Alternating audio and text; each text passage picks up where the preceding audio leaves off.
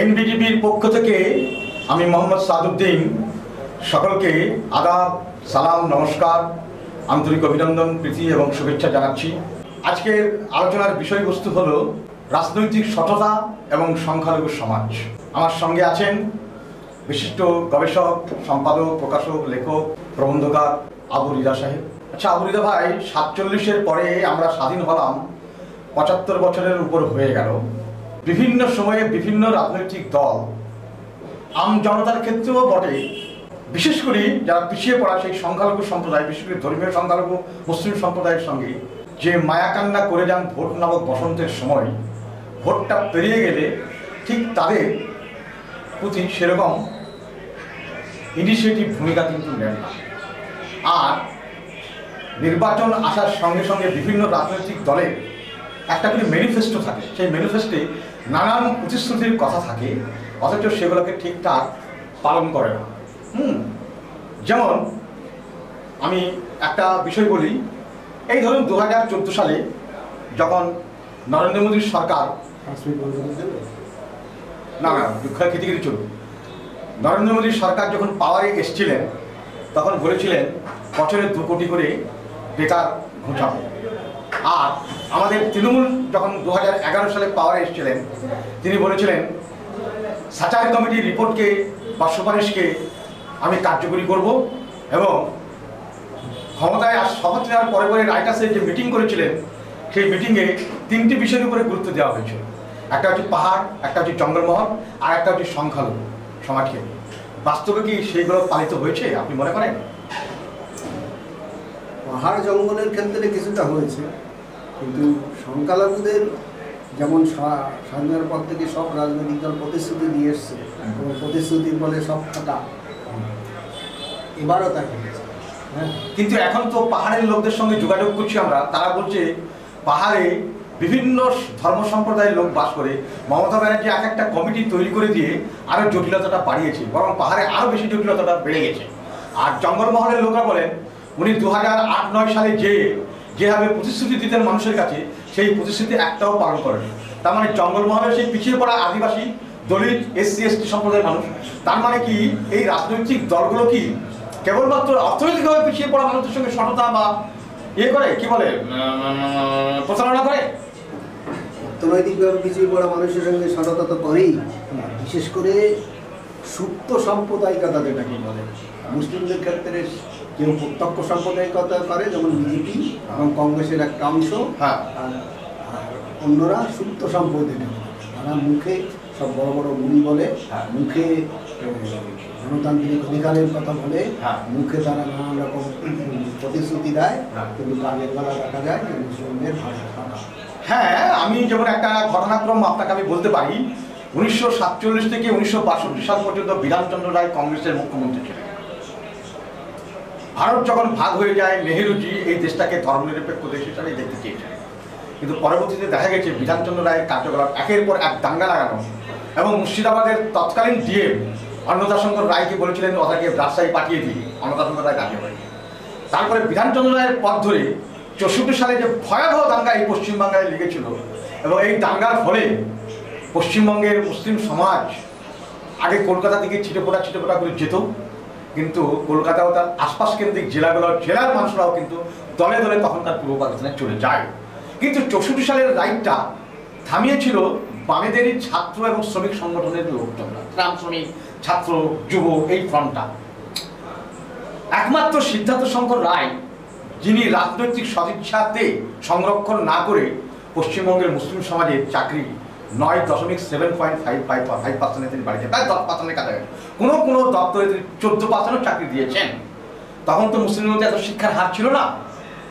পরবর্তীকালে ক্ষেত্রে বামফ্রন্ট সরকার সিপিএমের নেতৃত্বে এসছে, এরা কিন্তু দাঙ্গা নিয়ন্ত্রণ করতে, দাঙ্গা হতে দেয়নি, সাম্প্রদায়িকতার ব্যাপারে খুব কঠোর ছিলেন। এদের আমলে RSS সেভাবে করতে পারেনি, মাথা তুলে দাঁড়াতে পারেনি। এখন RSS এর 10,000-এর উপরে ব্রাঞ্চ, প্রায় 6 লক্ষ মেম্বার।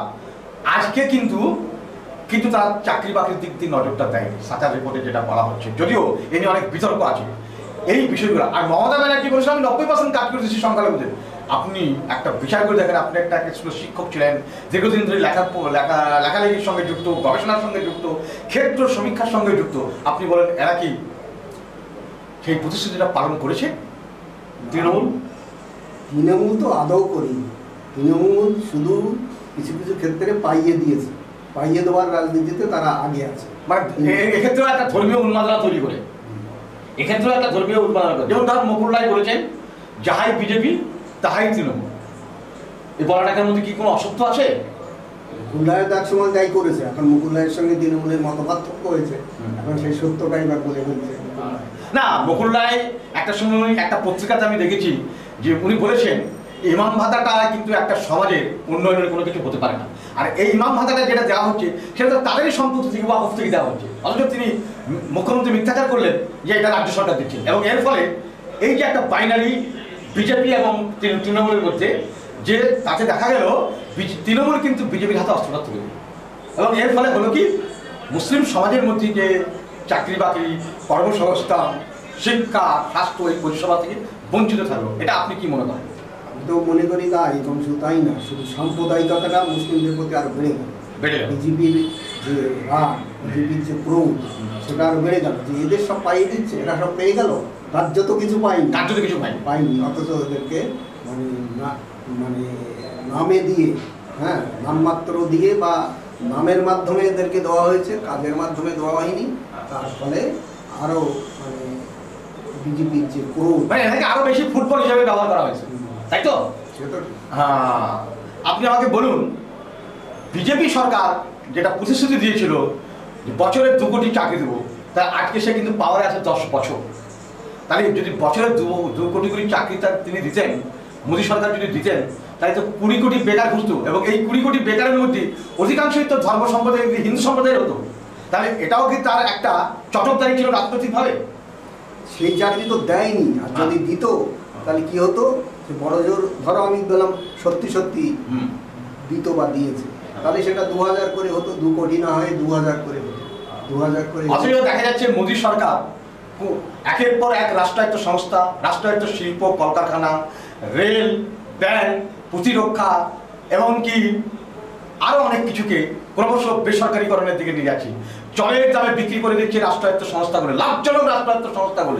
আমাদের পশ্চিমবাংলায় প্রফুল্ল চন্দ্র রায়ের প্রতিষ্ঠিত বেঙ্গল কেমিক্যাল বলে যে একটা সংস্থা ছিল, ওষুধ কোম্পানি, সেই সংস্থা কিন্তু আজকে সে ধ্বংসের পথে। এই ব্যাপারগুলো নিয়ে আপনি কি বলবেন? তারপরে উনি বলেছিলেন নোটবন্দিতে আমি কালো টাকা বিদেশ থেকে ফিরিয়ে নিয়ে আসবো। আজ পর্যন্ত কালো ধন বিদেশ থেকে ফিরিয়ে আনেনি, বরং নীরব মোদী, মেহুল চেলসির মতো লোকরা যারা ব্যাংক ডাকাতি করে বিদেশে বসবাস করছে, তাদের নিরাপদে বসবাস করার ব্যবস্থা করেছে। তারপরে জিএসটি, এই জিএসটি আমাদের গ্রাম বাংলার অর্থনীতিকে প্রচন্ড পরিমাণে কি বলে ক্ষতিগ্রস্ত করেছে। এই ব্যাপারগুলো যদি একটু বলেন। আসলে সবই নামের মাধ্যমে এক একটা একে প্রতারণা করা হয়েছে। একজনের ক্ষেত্রে সেটা বিশেষভাবে প্রতারণা করা হয়, এবং শুধু সেক্ষেত্রে বিজেপিকে আলাদা করে খুব বেশি বলা যায় না, বিজেপিকে দোষারোপ করা যায়, কিন্তু অন্যরাও এতে দায়ী। তার মানে বছর যদি স্বাধীনতার 47 সাল থেকে পর্যন্ত ধরা হয়, 77 বছর না কত হচ্ছে, সেই 77 বছরে মুসলিমদের উন্নয়ন কিছু হতো, চাকরি বাকরি পেত। এখন এক একটা গ্রাম ধরলে, আমি মানে মুসলিমদের বসতি যেহেতু গ্রামে বেশি, শহর কেন্দ্রিক কম, হ্যাঁ, এমনকি বহরমপুরের মতো শহরে 80% গ্রামে মুসলমান, অথচ শহর কেন্দ্রিক নয়, সেক্ষেত্রে কি হবে সেই শহরে?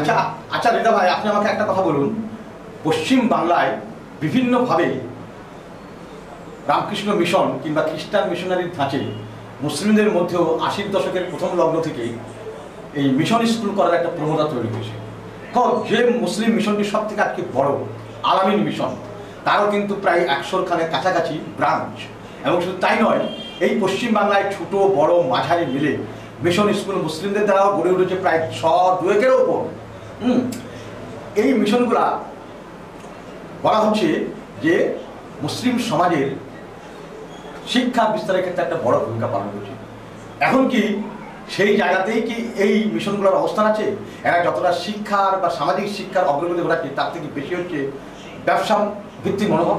অবশ্যই ব্যবসাভিত্তিক মহিমা বাসন তাই না, সেখানে যোগ্য লোকেরা স্থান পায়নি। আমি এখনই সে নামগুলো বলি, এখন লাভ নেই, কিন্তু আমি এখনই 10টা লোকের নাম বলতে পারি যারা এখন প্রফেসর বা ওই রকম বড় বড় পোস্টে আছে। তারা রামকৃষ্ণ মিশনে ওই আলামিন মিশনে প্রথমে চাকরি করেছে বা কাজ করেছে, বেতন সেভাবে পাইনি, বেতন না, যোগ্য সম্মানও পায়, যোগ্য সম্মান অপমান করেছে ওই যে আলামিন মিশনের প্রধান, নাম করে নাম নিয়ে লোকে বুঝে যাবে, প্রধান তাকে অপমানিত করেছে এইসব লোকগুলোকে। তারা এমনকি 2-1 হাওয়া উপরে কেঁদেছে। হ্যাঁ, আমার সঙ্গে আমারই পরিচিত খুব এরকম প্রফেসর। আসলে আসলে আসলে রিজা ভাই, জীবনটা কিন্তু একটা সংগ্রামের নাম, আর এই জীবনের মধ্যে অনেক অবহেলা, অনেক তাচ্ছিল্য আসে।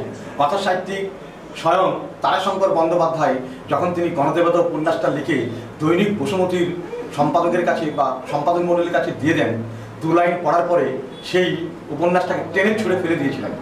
একদিন সেই উপন্যাসটাই আমাদের বাংলা সাহিত্যে জ্ঞানপীঠ পুরস্কার পেয়েছিল। আরও একটা কথা বলি, আইপিএস নজরুল ইসলাম উনি যখন পুলিশ সাব ইন্সপেক্টরের পরীক্ষা দেন, ভাইবা পরীক্ষাতে প্রথমেই তাকে বাদ দিয়ে দিয়েছিল, এই আপনার দ্বারা এই পুলিশ ইন্সপেক্টরে আপনি যোগ্য নন। পরবর্তীতে তার জিত চেপে গেছিল এবং জিত চেপে যাওয়ার ফলে তিনি কিন্তু আইপিএস পরীক্ষা দিয়েছিলেন এবং আইপিএস পরীক্ষা দিয়ে আর কি তিনি পশ্চিমবাংলার বিভাগ পরবর্তী সময়ে সব থেকে স্বতন্ত্র, মৌলিক এবং চান্দের পুলিশ অফিসার। আস্তিক বা নাস্তিক সেটা তার দার্শনিক ব্যাপার, তার মিশন ব্যাপার, কিন্তু একজন যোগ্য এবং সৎ পুলিশ অফিসার। এই আলামিন মিশন শুধু নয়, অনেক মিশনেই দেখেছি শিক্ষকদেরকে যা অপমান করে, এটা কিন্তু রামকৃষ্ণ মিশনেও দেখিনি, এটা কিন্তু খ্রিস্টান মিশনেও দেখিনি। পরবর্তীতে দেখা গেছে ওই শিক্ষকরা কলেজ সার্ভিস মিশন পরীক্ষা দিয়ে বা নেট পরীক্ষা দিয়ে অধ্যাপক হয়েছে, অথচ তারা কিন্তু আমাদের এই মুসলিম মিশনগুলোতে কিন্তু সেই যোগ্য সম্মানটা পায়নি। মুসলিম মিশনের মালিকরা তারা নিজে থেকে মনে করে এক একটা শক্তিধর কোনো কিছু বলে, হ্যাঁ, এবং এরা দেখতে পায় যে এরা ওয়াকফের পয়সা পায়, এরা এমপি কোটার পয়সা পায়, এমএলএ কোটার পয়সা পায়, এরা এফসিআর করে, ফরেন কারেন্সি রেগুলেটিং অ্যাক্ট, তার মাধ্যমে পয়সা পায়। অথচ দেখা যাচ্ছে ওইখানকার শিক্ষকদের বা ওখানকার স্টাফদের বেতন সেভাবে দিতে পারে না। তাহলে এটাকে পারে না, দেয় না, আবার দেওয়ার মানসিকতাও তৈরি করে না, খালি কেবলমাত্র একটা কথা বলা, প্রচুর খরচ হয়ে যায়, প্রচুর খরচ হয়ে যায়। অথচ কিন্তু রামকৃষ্ণ মিশন বা খ্রিস্টান মিশনারিদের তাদেরও যেমন ফিডব্যাক আছে, তারা কিন্তু যারা প্রোডাকশন করছে সেই শিক্ষকদের বেতন ভালো। তাহলে আজকে আলোচনাটা এখানে শেষ হোক যে পশ্চিম বাংলায় যে আলোচনার মাধ্যমে পাওয়া গেল সেটা হচ্ছে যে কংগ্রেস নরম সাম্প্রদায়িক, বিজেপিকে আমি চিনি, সিপিএম তথা বামফ্রন্ট মানে সূক্ষ্ম বা এবং সুপ্ত সাম্প্রদায়িক, হ্যাঁ, আর তৃণমূল হচ্ছে নৌটঙ্কির খেলা। কিন্তু ওই যে মকুল্লাই বলে গেছেন যাহাই বিজেপি তাহাই তৃণমূল, আমার মনে হয় এটাই শত সিদ্ধান্ত। আর বিজেপিকে আমি চিনি, তার জন্য আমি প্রস্তুত আছি, কেননা বিজেপি শাসিত গুজরাট কিংবা উত্তরপ্রদেশে কিংবা মধ্যপ্রদেশে কিংবা আরও কোনো বিজেপি শাসিত রাজ্যে মব লিঞ্চিং হতেই পারে, কিন্তু আমাদের এই পশ্চিমবাংলাতেও মব লিঞ্চিং কম হয়নি। এটা আমাদের কাছে দুঃখজনক বিষয়। শুধুই পাঠক বা দর্শকবৃন্দ আপনারাই তার বিচার করবেন। পশ্চিমবঙ্গের নয়, পুরা ভারতবর্ষের এই পিছিয়ে পড়া শ্রেণীরা রাজনীতির সততা এবং প্রতারণার শিকার কীভাবে হয়। ধন্যবাদ।